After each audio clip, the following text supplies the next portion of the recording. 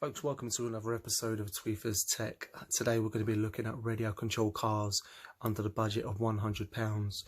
If you're like me, you kind of want to get back into RC racing, or it's something that you've been keen to do for a while but don't want to spend too much. Maybe you've got a son and you want to get them invested, but you know the cars at the toy stores like Smith's, the ones that cost £60–70 just don't last that long.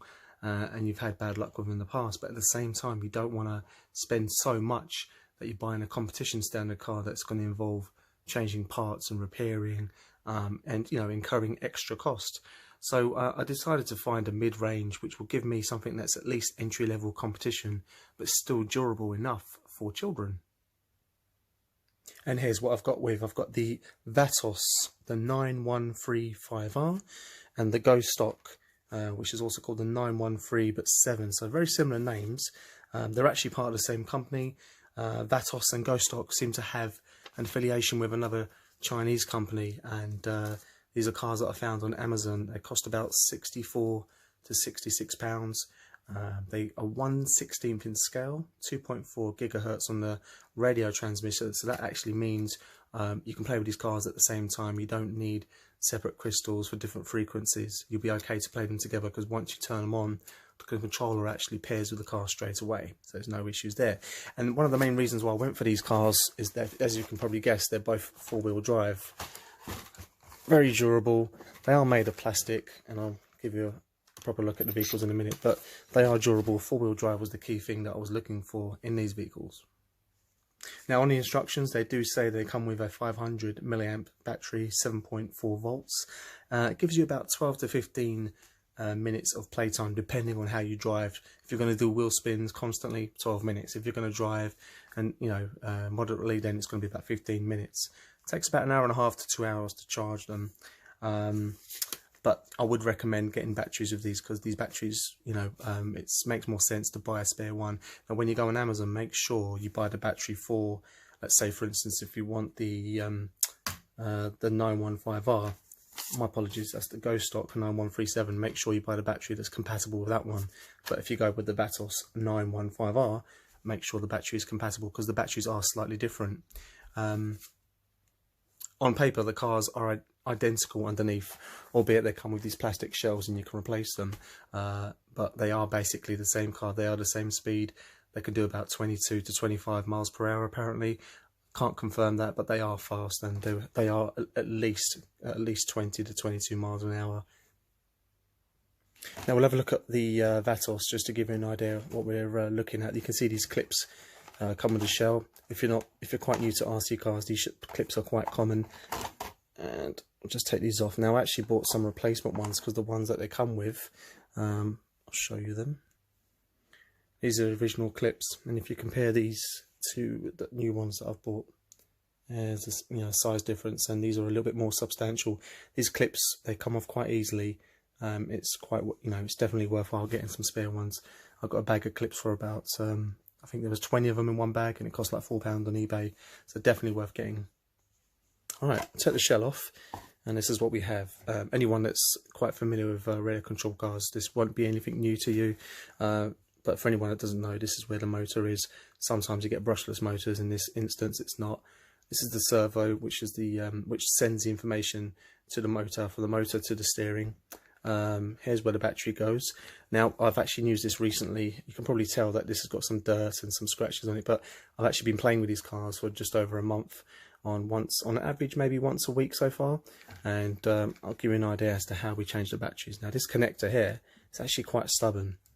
You need to pull that off like so, and if you look closely, you'll see a lever here with a bracket. Pull that bracket off like so. Sometimes it can be a bit stiff.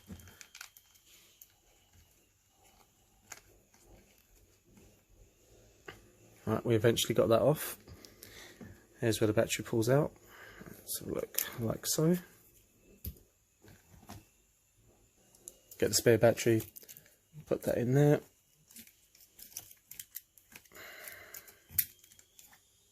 And then this goes in.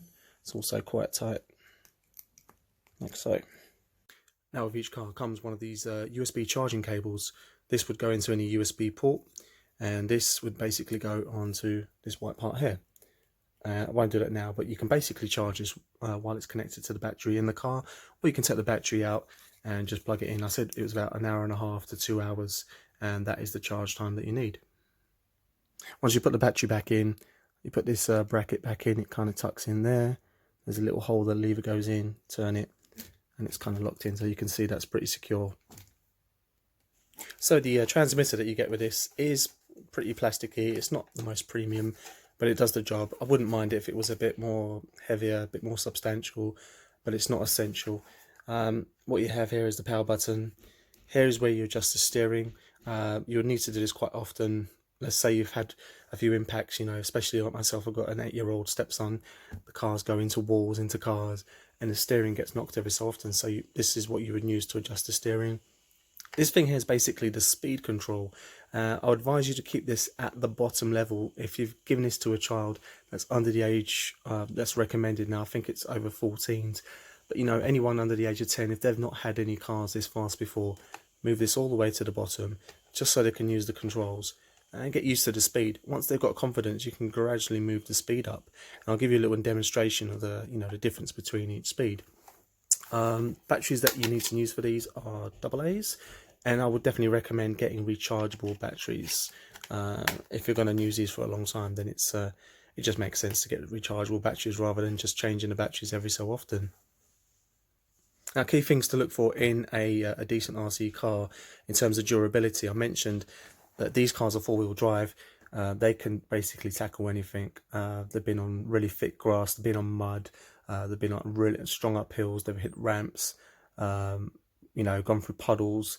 The only thing I would recommend is, in terms of puddles, it has an IP water rating. I'm just trying to remember what the water rating was. IP4 maybe, which isn't that great.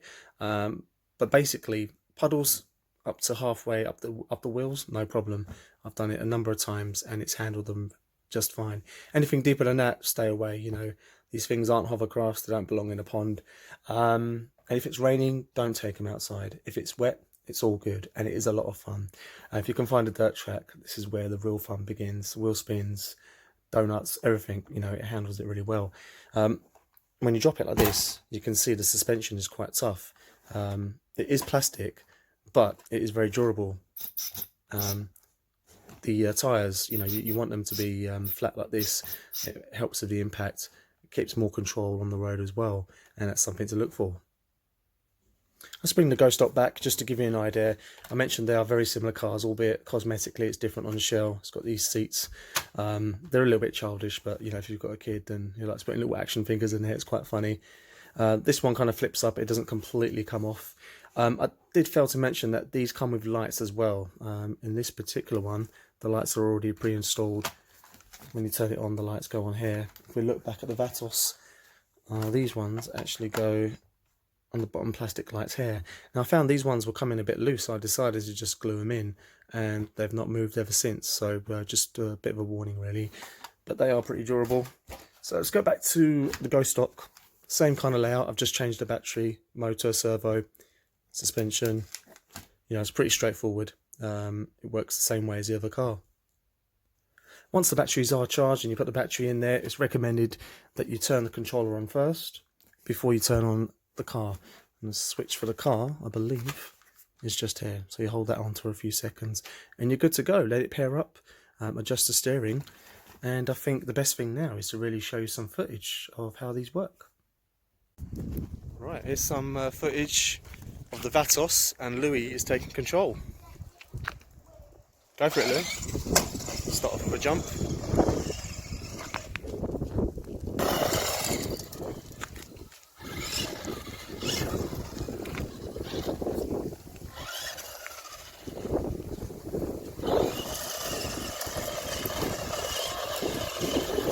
Nice donuts.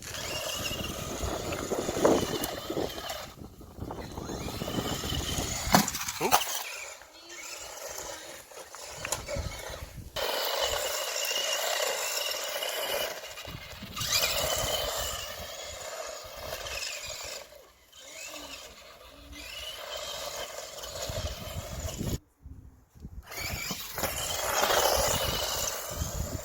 Oh.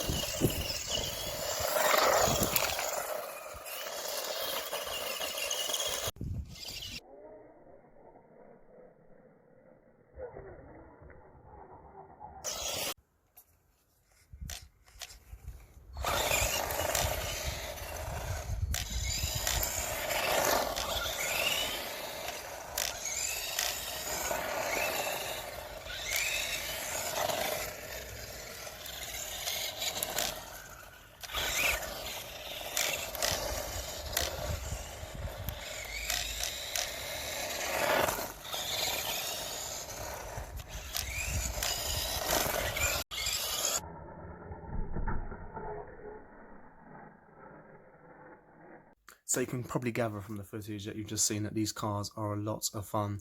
Four-wheel drive fun that can handle any terrain. I'll definitely recommend getting spare batteries. The clips, I mentioned that they come off easily. That's only due to impact. They don't just come off just randomly. If they hit a lot of walls, they will eventually come off.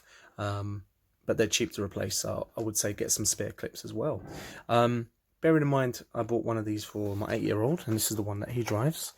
As you can imagine, he hits a lot of walls, hits loads of cars all over the place, tumbles plenty of times.